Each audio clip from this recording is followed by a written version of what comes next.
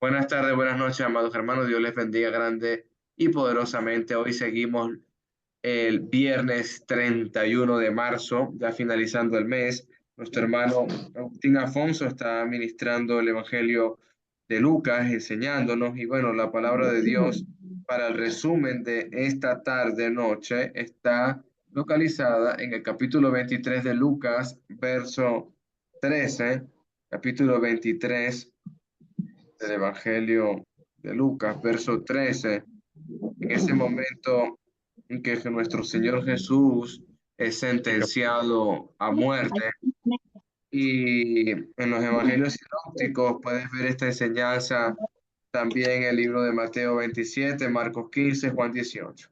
Dice la palabra de Dios en el verso 13: entonces Pilato, convocando a los principales sacerdotes y a los gobernantes y al pueblo. Entonces sabemos que Pilato había convocado para declararles que Cristo es inocente, hermano. Los ha convocado para decirles en el verso 14 que Jesucristo es inocente y les dijo: me habéis presentado a este como uno que perturba al pueblo, pero habiéndolo interrogado, yo delante de vosotros no he hallado a este delito alguno de que aquellos que le acusáis. Entonces, estamos viendo que Pilato no está sentenciando, no está haciendo esto por sí solo, sino que era por la acusación directamente de los escribas, fariseos y y todo el pueblo, que le va a gritar y le va a decir que crucifiquen a Jesús y que le liberen a Barrabás. Dice el verso 15: y ni aun Herodes, porque os remití a él, y he aquí que nada digno de muerte ha hecho este hombre. Entonces, eh, Pilato y Herodes convinieron en este veredicto, y quiero leer un pequeño versículo que me llama la atención en Primera de Timoteo capítulo 6 verso 13. Primera de Timoteo capítulo 6 verso 13. Dice la palabra de Dios: te mando delante de Dios, que da vida a todas las cosas, y a Jesucristo, que dio testimonio de la buena profesión delante de Poncio Pilato. Hablando que nuestro Señor Jesús dio un testimonio correcto. Nuestro Señor Jesús eh, nos puso nosotros en alto, y Él puso su vida en rescate por todos nosotros. El apóstol Pablo se lo dice a Timoteo, igualmente a nosotros.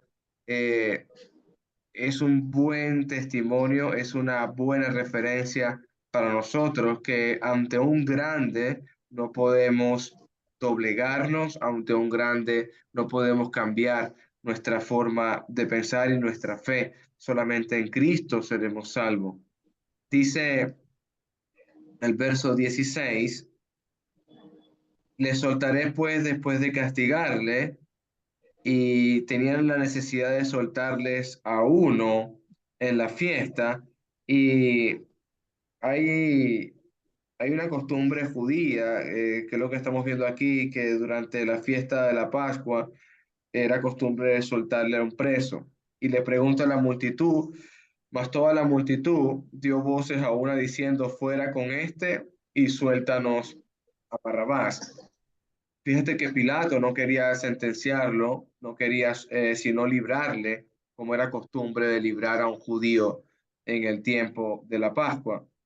Verso 19: este había sido echado en la cárcel por sedición en aquella ciudad, por un homicidio.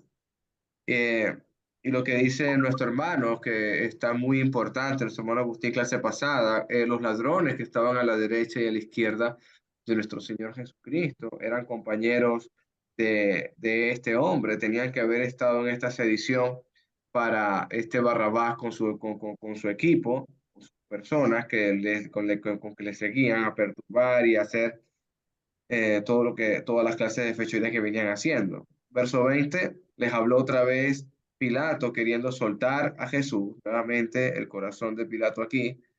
Verso 21, pero ellos volvieron a dar voces diciendo, crucifícale, crucifícale. Entonces, eh,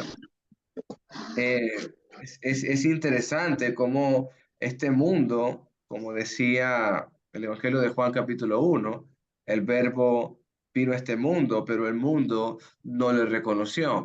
Él venía a darnos vida, pero ellos rechazaron la luz. Verso 22, él les dijo por tercera vez, pues qué mal ha hecho este, ningún delito de digno de muerte hallado en él, le castigaré pues y le soltaré. Ya 3 veces está intentando librarle de la muerte. Y el verso 23 dice, mas ellos instaban a grandes voces pidiendo que fuese crucificado, y las voces de ellos y de los principales sacerdotes prevalecieron. 3 grandes grupos, las multitudes, los principales sacerdotes, inclusive el mismo Poncio Pilato va a ceder. Dice el verso 24, entonces Pilato, ahí está, sentenció que se hiciese lo que ellos pedían. Entonces la respuesta de Pilato revela una falta de principios, hermano. Eso es importante destacar aquí. Su deseo de agradar a los judíos netamente por razones políticas, para librarse a sí mismo de la desaprobación de Roma. Entonces, él también vela por sus intereses, un poco de, ahí ves el egoísmo y también la preferencia de un cargo político, actuar bajo conveniencia, actuar bajo lo que mejor me convenga como mandador, como gobernante. Verso 25, eh, el último verso dice, que vamos a leer hasta este momento para pasar con Agustín, y le soltó a aquel que había sido echado en la cárcel por sedición y homicidio, a quien habían pedido, y entregó a Jesús a la voluntad de ellos. Dios me los bendiga, Dios me los guarde, hermanitos. Continuamos, nuestro hermano Agustín Afonso. Tardes, hermanos. Los bendiga a todos. ¿Alguna pregunta o comentario sobre este texto que dio Alejandro? Solo quería comentar algo, hermano. La forma como Pilato se dio cuenta que lo querían matar, como decía el hermano, hizo varios intentos de soltarle, más cuando hacen el cambio que hacen la propuesta de hacer el cambio, y se da cuenta Pilato que no quería, no había ninguna intención, ya estaba todo programado. Pero como habíamos leído anteriormente, ya se habían reunido con ese propósito. Y también otra cosa es la situación de la multitudes, que al final esa gente que acompañaba de Jericó a Jerusalén, luego en la entrada triunfal, luego lo vemos, esas mismas personas se ponen en contra. Entonces, esta es una de las dificultades que hay cuando, bueno, al final yo creo que hicieron un trabajo estos con la gente, ¿va? Me imagino yo que buscan personas que entiendan para poder llevar falsa información. Dios les bendiga, hermano. Amén.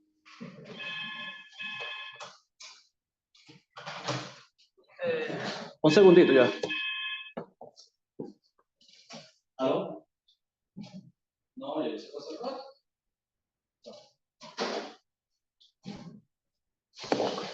Ok, hermanos, gracias, hermano Iván, por ese comentario.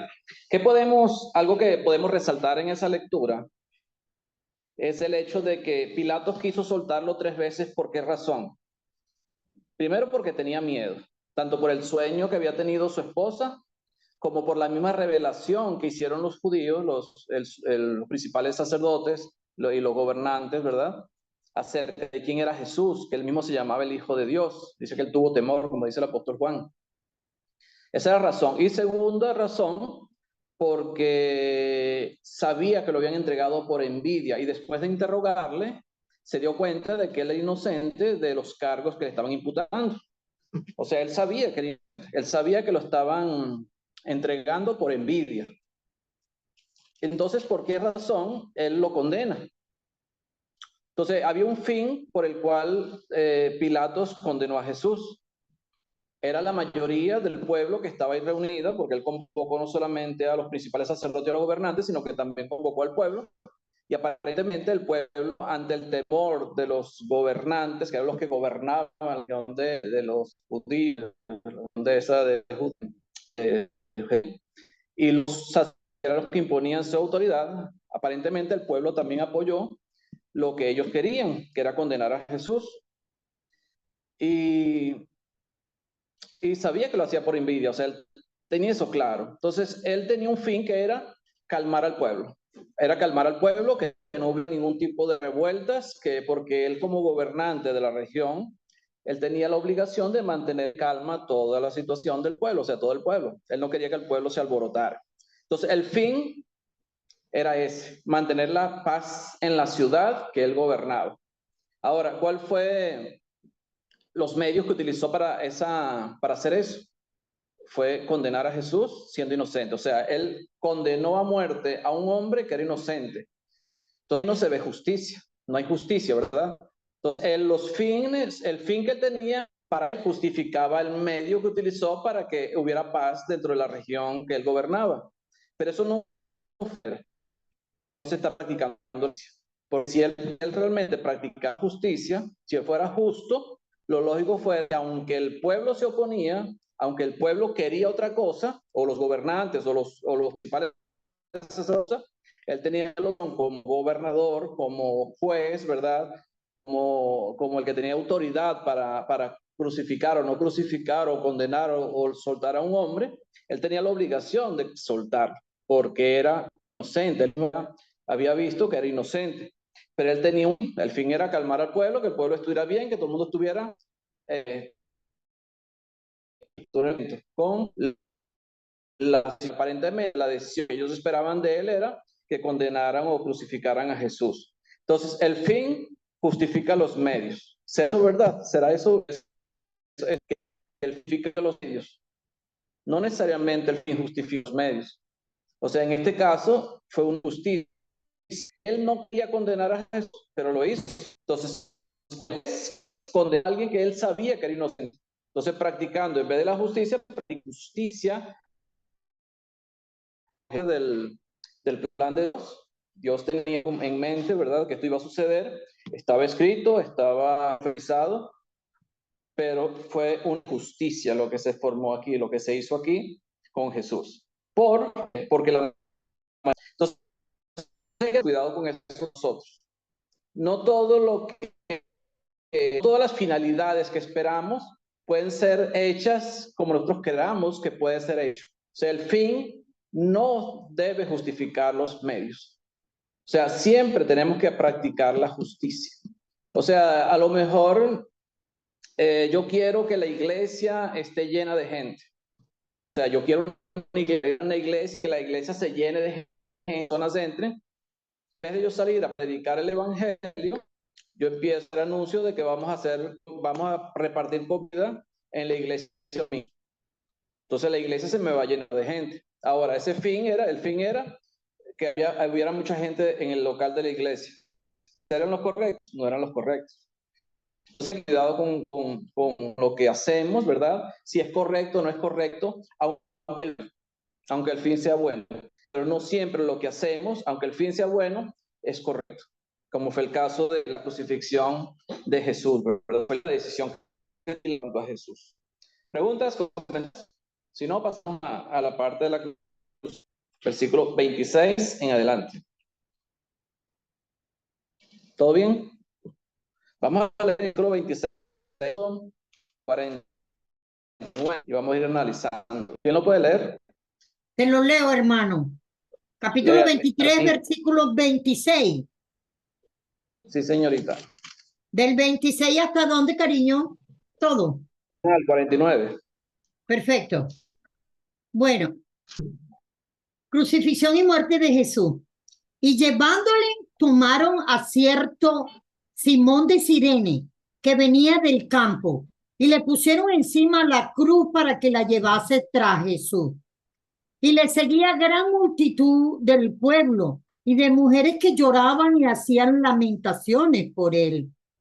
Pero Jesús, vuelto hacia ellas, les dijo: hijas de Jerusalén, no lloréis por mí, sino llorad por vosotras mismas y por vuestros hijos, porque aquí vendrán días en que dirán: bienaventuradas las estériles y los vientres que no concibieron y los pechos que no criaron.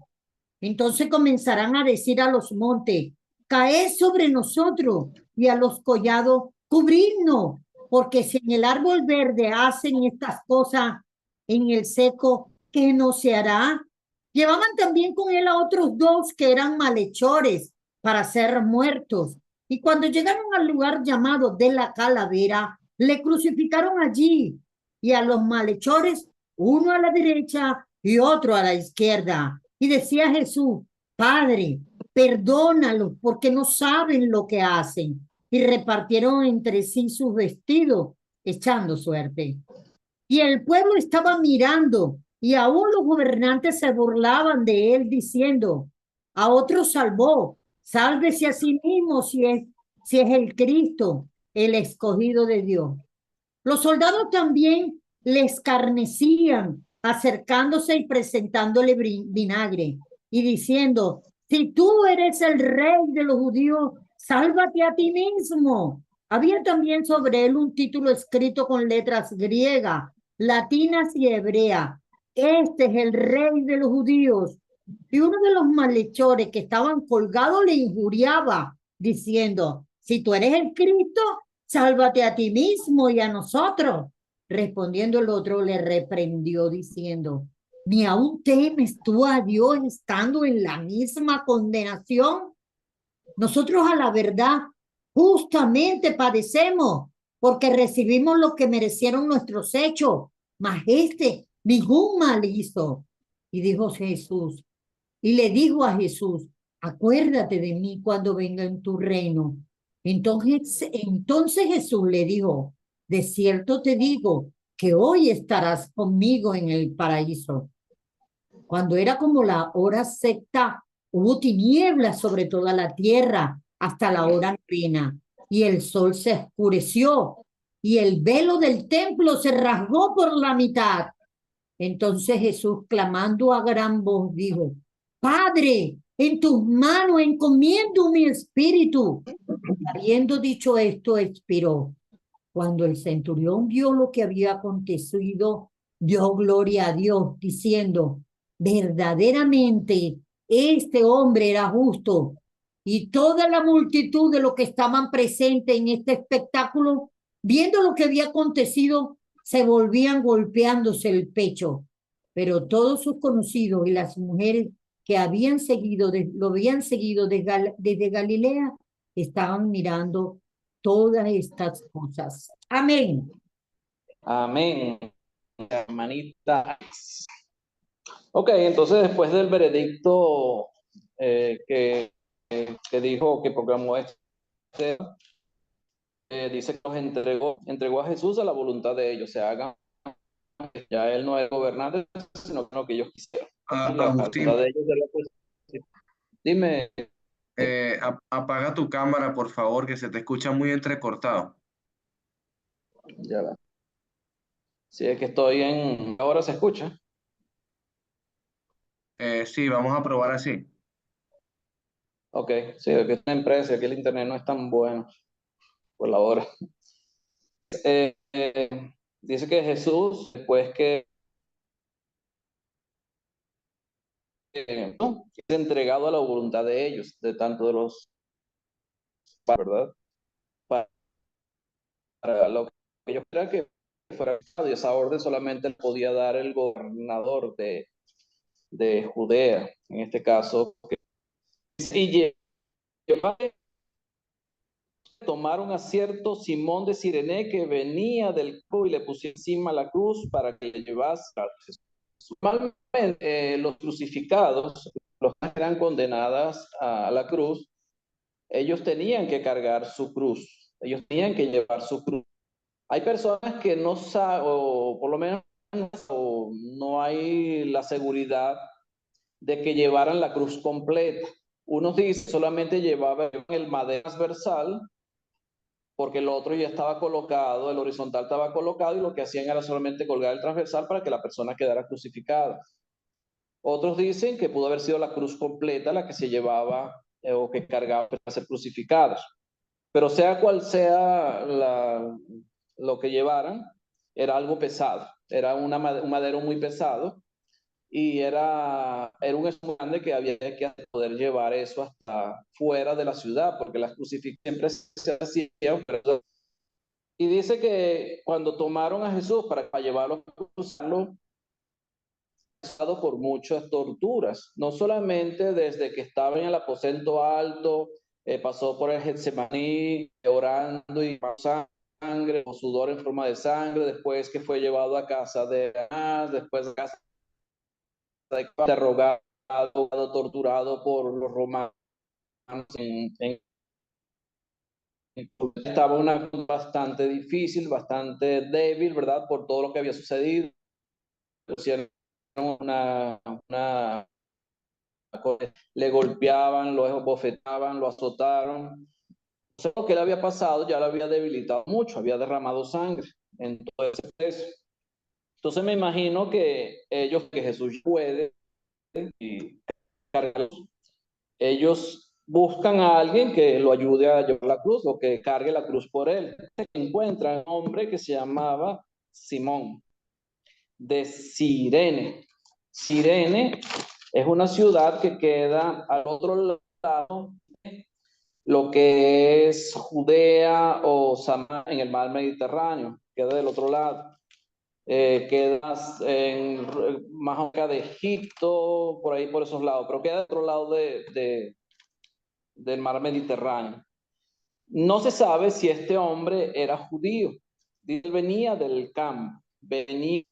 La crucifixión de Jesús fue, según Marcos, o ficarle a las 9 de la mañana. O sea que a las 9 de la mañana, no sabemos si es que vivía en el campo y venía al campo, o fue al campo a recoger algo y venía para la ciudad nuevamente. El caso es que venía del campo, pero no era de esa región, o por lo menos no había nacido ahí. Dice, le pusieron encima.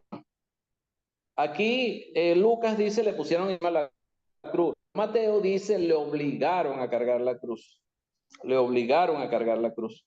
O sea, imagínense, si no era judío o fuera judío, aunque fuera o no fuera judío, igual el hecho de cargar una cruz era un acto vergonzoso para cualquier hombre, para cualquier persona. Aunque la cruz no era para él, un instrumento de maldición, ¿verdad? Era un instrumento de vergüenza, ¿verdad? Porque no, los cruces eran los que iban a ser crucificados.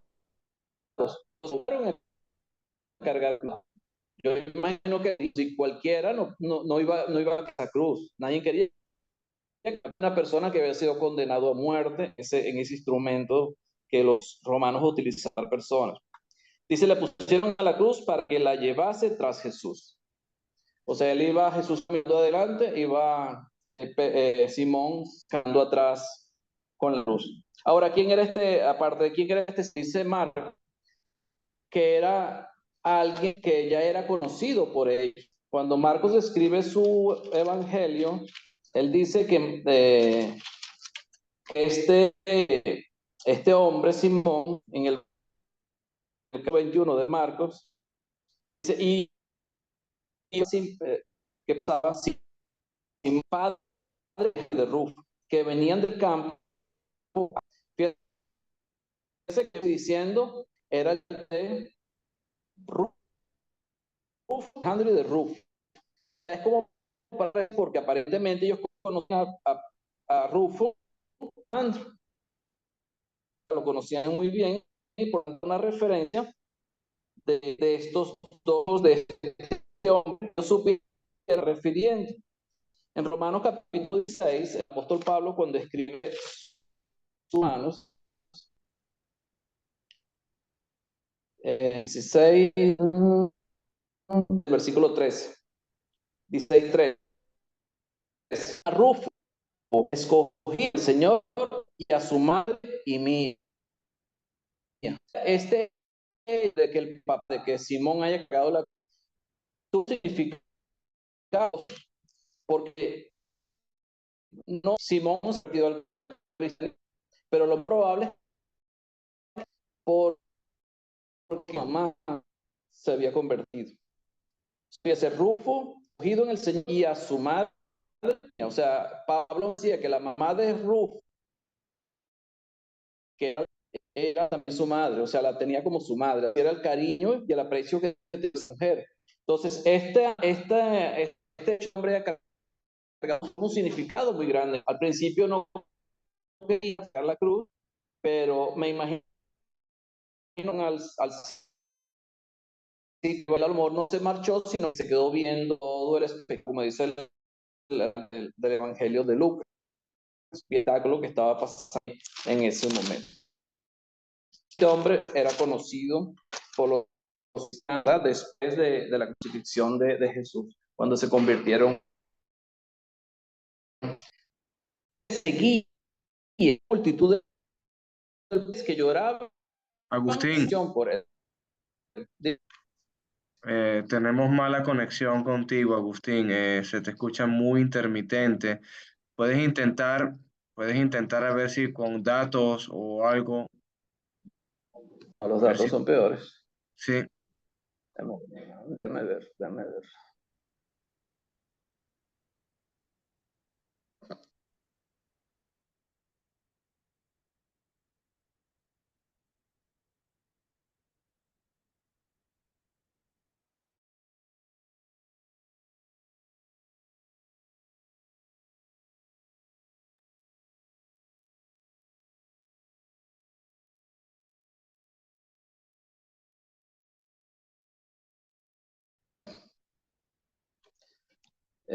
¿Sí me escuchan?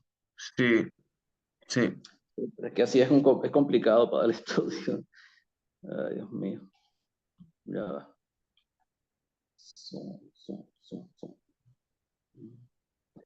Hermano, abra las ventanas para que la señal le entre, que así pasa en Santo Domingo.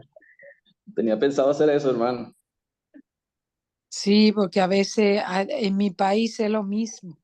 Siempre hay que abrir las ventanas. Lo que pasa es que con datos va a ser peor, porque son datos de Movilnet, y Movilnet no es gran cosa. No sé qué dicen ustedes, si quieren hacer otro estudio o No, porque irme para la casa voy a tardar como 20 minutos para llegar, 15 Ya, minutos para llegar a la casa. buenas tardes, ya se escucha mejor, se escucha mejor. ¿Se escucha mejor? sí, sí. Ok, entonces vamos a continuar. Fíjese el versículo 27 de Lucas 23, Lucas capítulo 23, versículo 27. Y seguía gran multitud y de mujeres que lloraban y hacían lamentar. Fíjese, Pilatos había para el Jesús, a los principales sacerdotes, a los gobernantes y al pueblo, y lo que prevaleció, ¿verdad? Fue los sacerdotes principales, los gobernantes, ¿verdad? Y el pueblo fue tras de ellos. Y fíjense que normalmente el hecho de una crucifixión no era un espectáculo muy apreciable. No le gustará ir a ver. O sea, normalmente no era, porque ahí mataban puentes, pues, como una silla eléctrica o un ahorcamiento, lo que hacían antiguamente para matar personas.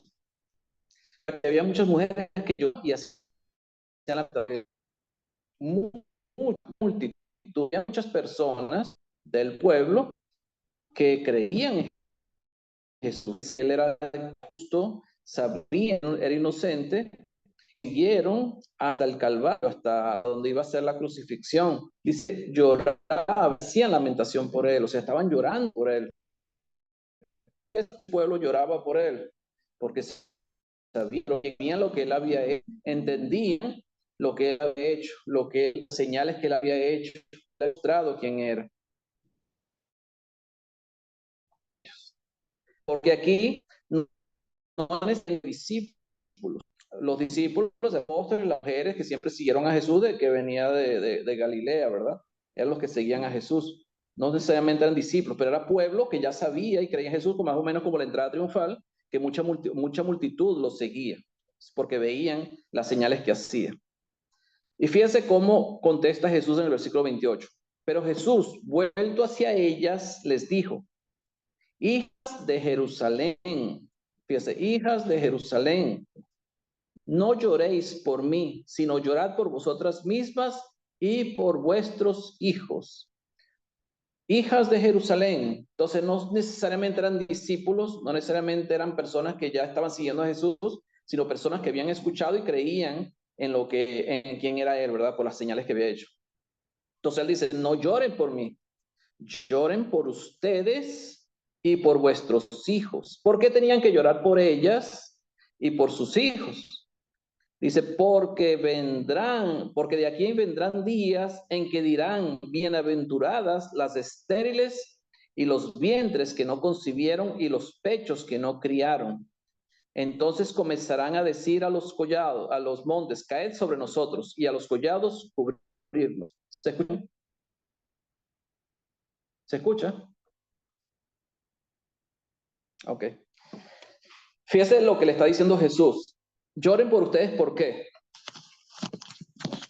Porque vendrán días, fíjese, vendrán días en que dirán: bienaventuradas las estériles y los vientres que no concibieron y los pechos que no criaron. Fíjese, para una mujer en aquel tiempo era algo muy mal visto, o no era bien visto, o no era correcto que una mujer no pudiera tener hijos. Una mujer que no tenía hijos, que era estéril, era despreciada, y todo no por el marido, era despreciada, ¿verdad? Muchas veces por no poder tener hijos, porque la función principal de una mujer en aquel siglo era dar varón al marido. Eso es lo que ellos anhelaban. Y una mujer que no podía dar hijos era mal vista, era maltratada, era una persona que no merecía muchas veces hasta el respeto de los demás por el hecho de ser estéril. Pero aquí dice: vendrán días en que dirán: bienaventuradas a estas mujeres que no pudieron dar hijos, que no pudieron amamantar a un hijo, que no pudieron tener un bebé. O sea, ellos serán bienaventuradas, ¿verdad? O sea, que vendrán momentos de tanta dificultad, de tanta tribulación, que mejor fuera no haber tenido hijos. ¿Por qué? Porque cuando tú tienes hijos, tú eres un padre de familia, una madre de familia, tú te preocupas por tus hijos. Si tú estás solo, bueno, tú tienes preocupación por tu vida y por todo lo que estás pasando. Pero cuando tienes familia, la preocupación es mucho mayor. Dice: entonces comenzarán a decir a los montes: caed sobre nosotros, y a los collados cubridnos. Aquí Jesús está dando una profecía. Está profetizando acerca de algo que iba a suceder a ellos, ¿verdad? Que iba a ser muy terrible, ¿verdad? Donde ellos iban a pasar mucha tribulación. Y lo que entendemos que iba a pasar era la destrucción de Jerusalén por Tito, ¿verdad? En el año 70. Eso es lo que entendemos que iba a suceder en Jerusalén. Entonces, él está profetizando acerca de esto. En ese momento dirán, como dijo Oseas capítulo 10, versículo 8, ¿verdad? Que los collados nos cubran y los caigan sobre nosotros, o sea, mátenos. Querían morirse, ¿verdad? Por la tribulación que iba a suceder en esos tiempos. Dice: lloren por ustedes y no por mí, porque iba a suceder esas terribles en sus vidas.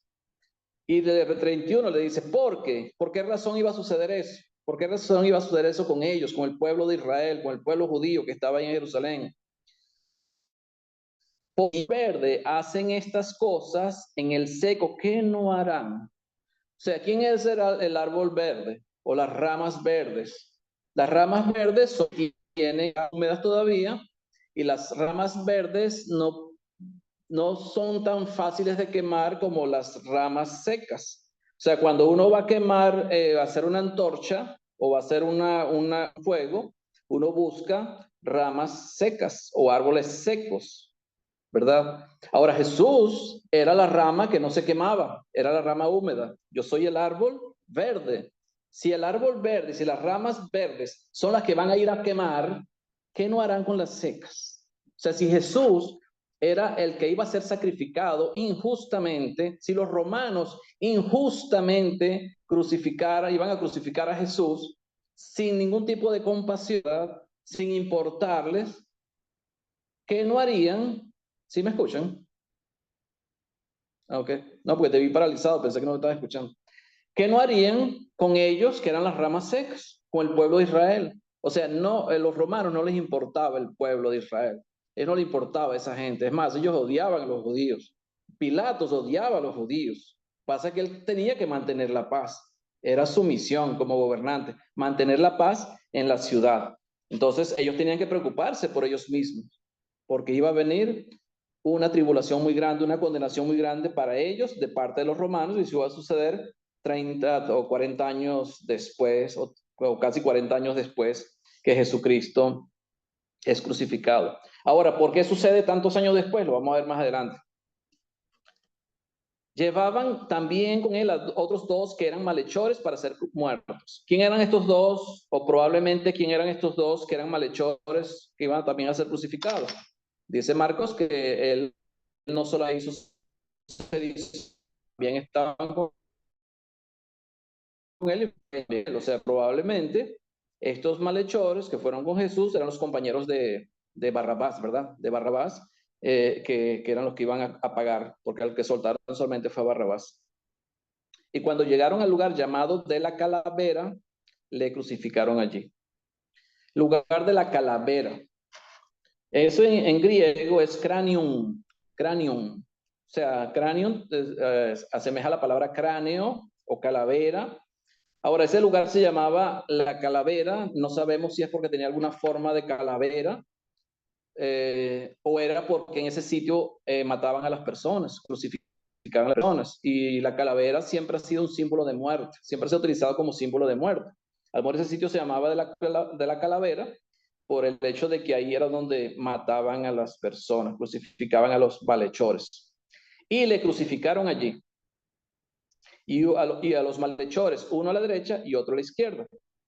Fíjense la sobriedad con escritores, tanto Lucas como los demás, narran la crucifixión de Jesús. Ellos simplemente dicen y le crucificaron allí. O sea, no especifican cómo fue la crucifixión. Especifican más el hecho de que alguien haya llevado la cruz de Jesús para ayudarlo, que cómo fue crucificado. ¿Será porque ya se entiende realmente lo que significa una crucifixión? Fíjate, más detalles tenemos de la crucifixión en Salmo 22 e Isaías 53 que en la misma narración de los discípulos, los apóstoles en este caso. Él simplemente dice, le crucificaron allí. Una sobriedad, o sea, algo que no quiso especificar realmente cómo fue. No dice, le pusieron un brazo a un lado, a otro lado, le metieron los clavos, le clavaron los pies, levantaron la cruz. O sea, no hubo una descripción exacta de cómo fue la crucifixión. Pero podemos saber y entendemos lo que era una crucifixión. La crucifixión era lo más terrible que podía sucederle a un ser humano. Fíjese cómo lo narra Salmo 22. Salmo 22, en el capítulo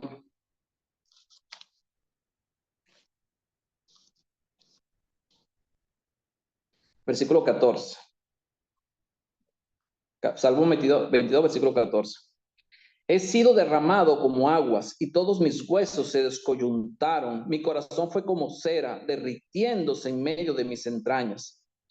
Como un tiesto se secó mi vigor y mi lengua se pegó a mi paladar y me han puesto en el polvo de la muerte. Fíjese lo que siente una persona crucificada. Dice, mis huesos se descoyuntaron. O sea, no sé si es porque los estiran o la manera como los cuelgan para clavarlos en la cruz, pero dice que sus huesos se descoyuntaron. O sea, aquí es la profecía acerca de lo que Jesús iba a sufrir. Mi corazón fue como cera, derritiéndose en medio de mis entrañas. O sea, como que el corazón explota, o sea, se derrite, se deshace el corazón de Jesús. Como un tiesto se pegó mi vigor y mi lengua se pegó a mi paladar.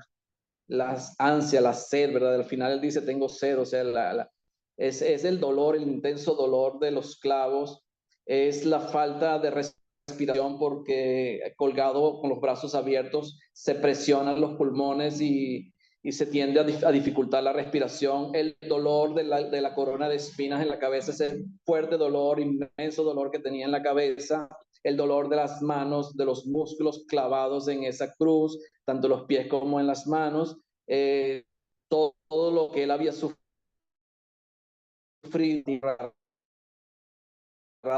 lo que estaba sufriendo Jesús en ese momento. Era fuerte, era muy, muy, muy intenso. Pero Lucas simplemente se limita a decir, le crucificaron allí, más nada. Y a los malhechores, uno a la derecha y otro a la izquierda. ¿Por qué razón Jesús tuvo en el medio y los malhechores a los lados?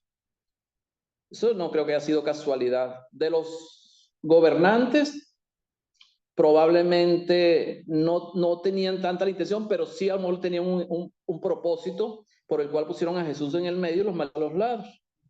Nosotros podemos verlo en este caso, que un malhechor estaba reconociendo a Jesús como el Mesías, otro estaba condenando a Jesús. Y... Ok.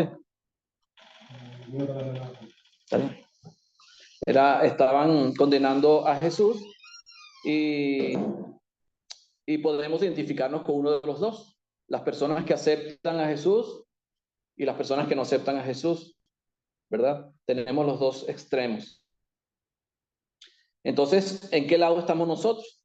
¿A la derecha o a la izquierda? No sabemos cuál de los dos fue el que rechazó a Jesús y cuál fue el que lo aceptó. Aunque sabemos también que al principio, porque las escrituras no se contradicen, tanto Mateo como Marcos, dice que los dos lo injuriaban. Los dos injuriaban a Jesús. No solamente los militares o los romanos que estaban crucificándole, no solamente los judíos, los sacerdotes y los gobernantes que estaban injuriándole, sino que también los dos malhechores lo estaban injuriando, estaban burlándose de él, y injuriándole y diciéndole, si eres hijo de Dios, sálvate y sálvanos a nosotros también. Y era lo mismo que decían los sacerdotes, mira, si eres realmente el Mesías, si eres el hijo de Dios, bueno, baja de la cruz y vamos a creer en ti. O sea, injuriando, o sea, hablando, burlándose de él y de todo lo que estaba sucediendo. Ahora, ¿en qué lado pertenecemos nosotros? ¿Los que injurian a Jesús con sus hechos o los que quieren a Jesús, aman a Jesús porque quieren hacer su voluntad? Son los que están como el delincuente que estuvo arrepentido, porque se ve que después de haber injuriado al tiempo, viendo a lo mejor a Jesús, las palabras que dijo, no solamente las que dijo antes de la crucifixión, porque me imagino que ellos conocían quién era Jesús antes de que fueran detenidos por Pilato, ¿verdad? Por insurrección. Ellos ya sabían y habían escuchado de Jesús, sino por lo que él dijo también cuando estaba en la cruz. Y lo primero que dijo cuando estaba en la cruz, en el versículo 34, según Lucas, es: Padre, perdónalos porque no saben lo que hacen. Y repartieron entre sí sus vestidos echando suertes. Padre, perdónalos porque no saben lo que hacen. Entonces, cuando tú escuchas esto, cuando tú escuchas a un hombre que está siendo crucificado, normalmente los crucificados no estaban callados. Los crucificados estaban sufriendo de dolor, gritaban, ¿verdad? Se quejaban por el dolor, eran gritos y maldecían mucho. Eran personas que maldecían, ¿verdad? Por el hecho de la condición que estaban sufriendo, por el dolor que están sufriendo, por el maltrato que están sufriendo en la cruz. Pero en este caso, Jesús, como dice el Salmo, ¿verdad? Fue llevado, como Isaías 53, fue llevado como cordero mudo. No abrió su boca, ¿verdad? No abrió su boca. O sea que él, lo único que abrió la boca fue para decir: Padre, perdónalos porque no saben lo que hacen.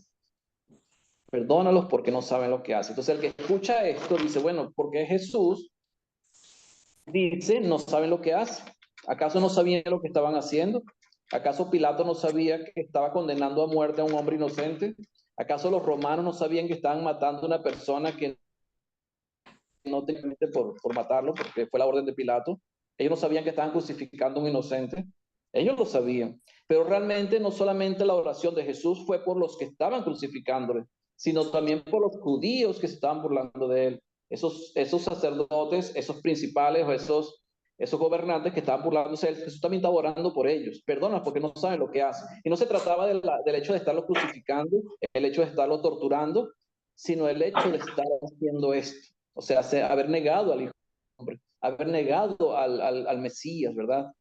Y fíjese que esta oración, para mi concepto, fue tan escuchada por Dios que lo que Jesucristo profetizó acerca de los días que vendría contra los de Jerusalén, donde dice, bienaventurados los que estériles, las vientres que no concibieron. Fíjense que no fue inmediata la invasión de Roma a Jerusalén, sino que demoró unos cuantos años.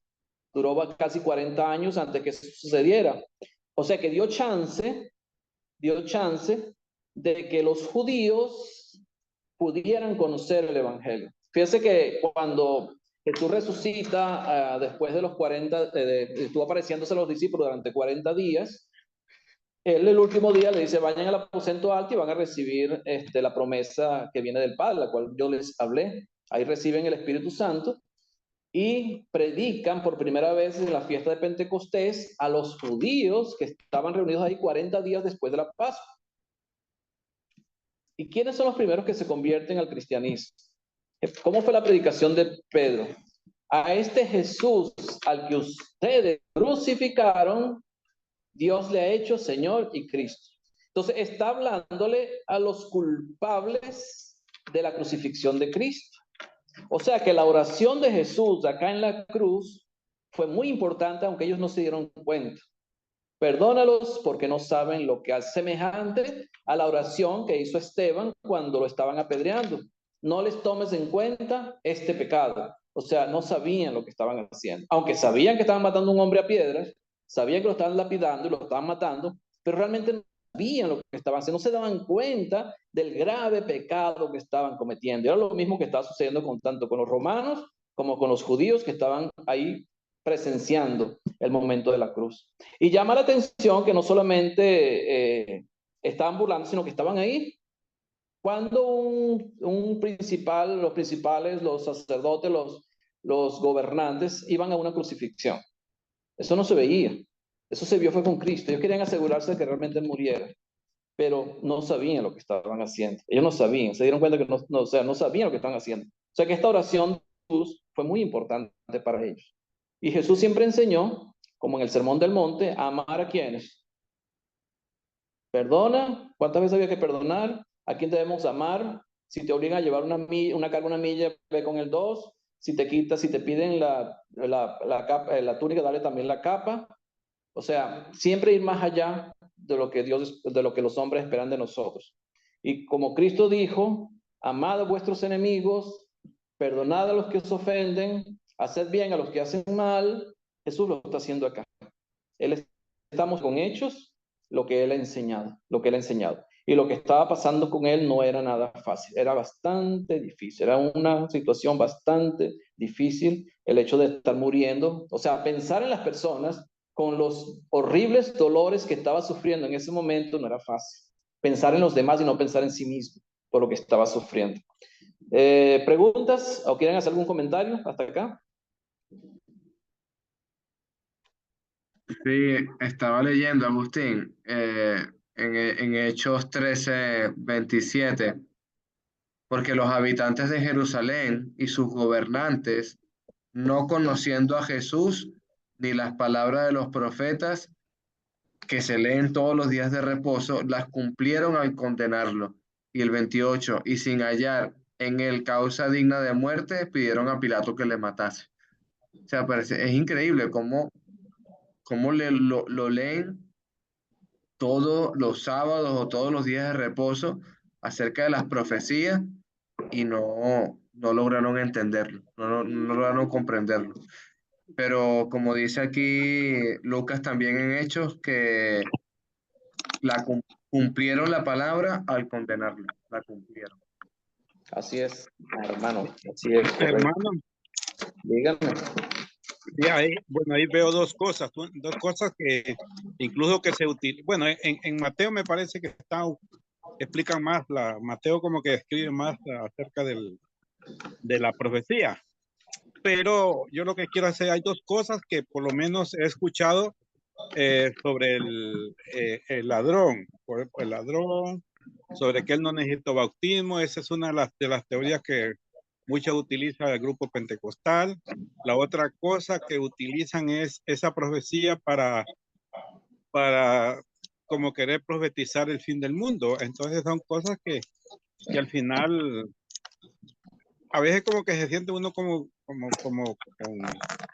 tener claridad sobre eso, pues, porque a veces la gente, usted sabe que la gente casi no profundiza en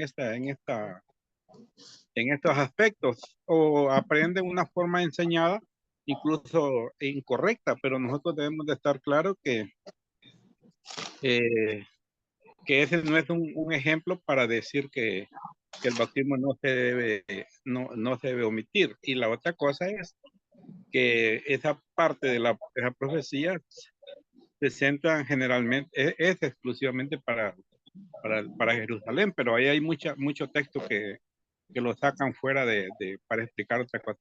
Que Dios les bendiga. Amén, hermano. ¿Alguien más? ¿Comentarios? ¿Qué hora son, Alejandro? ¿Estamos en tiempo? Son las 10:02, 10 minutos más, Agustín. Bueno, si tienen comentarios para los 10 minutos más. Sí, porque hay muchas cosas más que comentar en lo que sigue. También estaba viendo eso, me llama la atención cómo Esteban utiliza la palabra de Jesús. Eso es como que puesto de rodillas, ahí en el libro de los Hechos, que le dijo al Padre, perdónalos porque no saben lo que hacen. O sea, estamos hablando que el corazón de Esteban era un corazón de perdonador y quizá nosotros tenemos que tener la misma iniciativa, ¿no?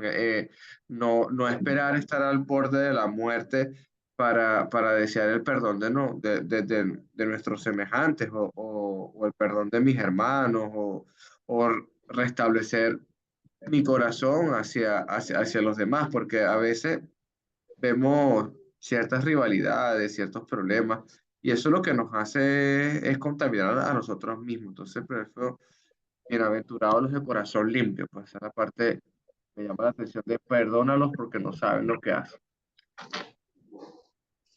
Amén, así es. Es lo que sucedía con los judíos. ¿Por qué mataron también a Esteban? Por envidia, igual que a Jesús. Envidia, o sea, la envidia es terrible, la envidia hay que tener mucho cuidado con eso. Tener mucho cuidado con eso, tratar de evitar ese tipo de sentimientos negativos en nuestra vida y enseñar a nuestros hijos sobre eso, sobre todo. Alegrarse con los que progresan, alegrarse con los que le va bien, pero con una alegría sincera, no una alegría fingida. O sea, la envidia es algo terrible, la envidia trae muchos problemas en todos los ámbitos de la vida, en la familia, en la iglesia, en todas partes. La envidia es un mal terrible que debemos exterminar de nuestras vidas y tenemos que luchar en contra de eso. La envidia, fíjese, lo que más fue la envidia, lo que hizo que Jesús muriera, la envidia, ¿verdad? Que le tenían. Y por eso lo entregaron a Pilato. Pilato sabía que lo estaban matando por envidia, imagínense. Y con todo fue, o sea, injustamente lo sentenció a muerte.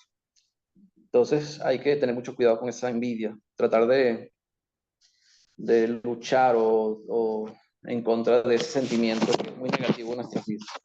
¿Alguien más tiene comentarios? Sí, Hermana Alice. hermanito, la semana pasada les comenté que, pues, a mí me mandan un versículo de la Biblia para animar, hacer un devocional y animar a las hermanas. Y el versículo que me habían enviado era, hoy estarás conmigo en el paraíso. Y eso me tocó estudiar bastante sobre el punto y lo que dijo el hermano Alejandro es parte de lo que iba en el devocional, pues que no podemos estar esperando los últimos cuando nos estamos muriendo, pues porque la misma palabra nos dice que la salvación es hoy. Y también vemos aquí que efectivamente pues se está cumpliendo una profecía más, ¿verdad? Cuando Isaías dijo que iba a ser contado entre pecadores, pues, y era pues aquí, por eso no es coincidencia que estos dos hombres también iban a ser crucificados el mismo día y a la misma hora de Jesús, ¿no? Todo aquí se está cumpliendo el plan de Dios, como estaba estudiando Apocalipsis, decía Ali, no olvides algo que es muy importante. Dios está en el control de todo y todo el plan de Dios se va a cumplir a pesar de. Entonces, nada de lo que podemos ver, nada de lo que está, de lo que está en la Biblia, como nos dice el hermanito Roberto, está ahí por casualidad, ¿no? Todo está colocado en el lugar perfecto y aquí justamente pues estamos viendo cómo Jesús está siendo contado entre malhechores porque de esa manera ya Dios había hecho el plan.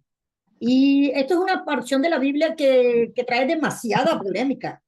Que si se salvó sin bautismo, que si se salvó sin ningún bautismo, que no hay necesidad del bautismo, que si no hay necesidad del bautismo. Bueno, y pare de contar. Esto es una porción de la palabra que hace que se discuta, pues, sobre todo con las denominaciones, pues, de que no es necesario o si es necesario el bautismo. Entonces, Bueno, pero para nosotros que sí creemos cómo es cómo es el plan de Dios, que sí conocemos y estamos conociendo, porque nos vamos a morir y aún no vamos a terminar de conocerlo. El plan de Dios, pues, creemos fielmente de que esto iba a suceder de esta manera y que el bautismo sí es necesario después que Jesús nos dejó el Evangelio. Bueno, es de verdad que gracias. El ánimo, como yo le decía a las hermanas en el devocional, es obedecer a Dios en todo momento, perseverar hasta el fin, para que Jesús también nos diga, hoy estarás conmigo en el paraíso. Muchas gracias. amén. Gracias, hermanita. Agustín. Sobre el tema del bautismo vamos a hablar en la próxima clase cuando lleguemos a esa parte. Vamos a aclarar un poquito eso, porque tengan dudas sobre eso. Sí, Díganme, no, hermanito. iba a hacer un comentario acerca de eso, ¿no? Hay que hacer las preguntas correctas de qué testamento está vigente, ¿no? Si el libro de los Hebreos habla de que para que el testamento entre en vigor tiene que haber muerte, ¿no? Entonces Jesús aún no ha muerto. Y bueno, el testamento, o por decirlo así, bajo la gracia, a partir de la resurrección de Jesús. Y hay otra cosa que estaba viendo, Agustín, que me llama la atención en el capítulo 3 de Juan, verso 19, y esta es la condenación, que la luz vino al mundo y los hombres amaron más las tinieblas que a la luz, porque sus obras eran malas. A veces es algo realmente difícil porque a veces veo el mundo que se regocija o ama más la maldad o se goza de la injusticia. Me pasa a mí en mi trabajo, por ejemplo, las cosas a veces que no me salen conforme a lo que me establezco con mi trabajo y mis semejantes o mis compañeros al ver lo que me ha salido mal, es un gozo para ellos, es una alegría el ver cómo yo fracaso, es una alegría el ver cómo yo me he equivocado, ¿no? Y realmente pienso que no está allí el gozo ni está ahí la salvación, o sea, realmente el yo ver que están matando a una persona, el yo gozarme de eso, creo que es un poco diabólico, es un poco fuera de una mentalidad normal. Hermana Marlene. Hola, ¿qué tal? Lo que quería era comentar era lo siguiente, bueno, con respecto a lo del hombre, uno que estaba injuriando a Jesús y el otro que más bien lo reprendió y le dijo al compañero diciéndole, no tienes temor de Dios, nosotros estamos bajo el justo castigo porque si hicieron algo, pues, pero en cambio Cristo era inocente, pues. Pero cuando me enseñaron, cuando nosotros empezamos a estudiar la Biblia, nos hablaron de que la Biblia está dividido como en eras, vamos a decir así. Para aquel momento en que Cristo estaba ahí en la cruz, todavía estaba la era mosaica, él no había muerto. Después de la muerte, después de la muerte y la resurrección de Jesús comienza la nueva era, que es la era cristiana, que es la ley de Cristo, que es el que nos salvamos a través del bautismo. Cristo tenía la potestad de salvar a quien quisiera, porque él no curó enfermos, no volvió a la vida a personas. Entonces, él tenía la potestad, él veía el corazón de ese ladrón y sabía que había un sincero arrepentimiento. Él tenía la potestad de perdonarlo y decirle, vas a estar conmigo en el paraíso, pienso yo. Y lo de que no se bautizó, que no se cuestión, y eso es una cuestión que, porque realmente se estaba cumpliendo una etapa diferente. Cristo estaba viviendo que tenía que cumplir con la ley de Moisés, pues vamos a decir así, porque él siempre cumplió con todo, hasta lo último, hasta su último suspiro, cumplió con todo, con la profecía como con las leyes, como con la ley. Eso Así era es. mi comentario. Abraham, no tenemos información que se haya bautizado, Isaac, las 12 tribus, los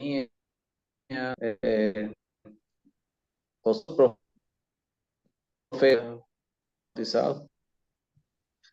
Fíjate lo que dice, Cuando lo que, él estaba en el seno de Adán, tenemos mira lo algo. que, no, no te escucho. Hola, ¿me oyes, Agustín? Ahí en lo que comentaba en Hebreos 9:15, Hebreos 9:15. Así que por eso es mediador de un nuevo pacto, para que interviniendo la muerte, para remisión de las transgresiones, que bajo el primer pacto los llamados reciban la promesa de herencia eterna. Porque donde hay un testamento es necesario que intervenga la muerte del testador, porque el testamento con la muerte se confirma, pues no es válido entre tanto que el testador vive. O sea, efectivamente, lo que decía nuestra hermana Marlene y lo que está diciendo el libro de los Hebreos, que, que realmente si el testador está vivo, que es Jesucristo, y él es mediador de un nuevo pacto, hasta ese momento seguimos bajo la ley de Moisés y la salvación era por los judíos, o por decirlo, o eras judío o eras prosélito o te convertías al judaísmo, o sea, no había otra forma de ser salvo. Ahora en el Nuevo Testamento, claro, obviamente ya con la muerte de Cristo, la resurrección de Cristo, tenemos el Evangelio y ya ahí es necesario nacer de nuevo, como se lo explicó Jesús a Nicodemo. Fidel García. Bueno, buenas tardes, buenas noches, hermano. Dios los bendiga. Sí, para completar lo de la hermana Marlene, la respuesta nuestra, basándose en lo que hemos estudiado y lo que conocemos y lo que es el verdadero bautismo, vemos en Primera de Pedro, capítulo 3, verso 21. Está la respuesta completa, que el bautismo que corresponde ahora nos salva, o sea, que sí es para salvación. Nos quita, no quitando la inmundicia de la carne, sino como la aspiración de la buena conciencia hacia Dios, por la resurrección de Cristo. O sea, tuvo que ver Cristo resucitado. Si no, no hubiese pasado o sea, no tuviésemos todavía en el bautismo de Juan, como estuvieron ellos en aquel tiempo. ¿Okay? Esto es importante que cuando nosotros tengamos, todos nos van a sacar, todas estas personas nos van a sacar el bautismo de la muerte del ladrón en la cruz. Pero ninguno se va a este versículo que nos habla ahorita aquí en Primera de Pedro capítulo 3. Bueno, la semana que hasta le quitan la S. No sé si a ustedes les ha pasado. Le quitan la S a ese versículo, diciendo que no salva. Bueno, la semana que viene tenemos bastante tela que correr. Pues. Amén. Hermano Agustín, ¿algo más que añadir? No, bueno, sobre eso. Tan letrero que le puso Pilatos al título y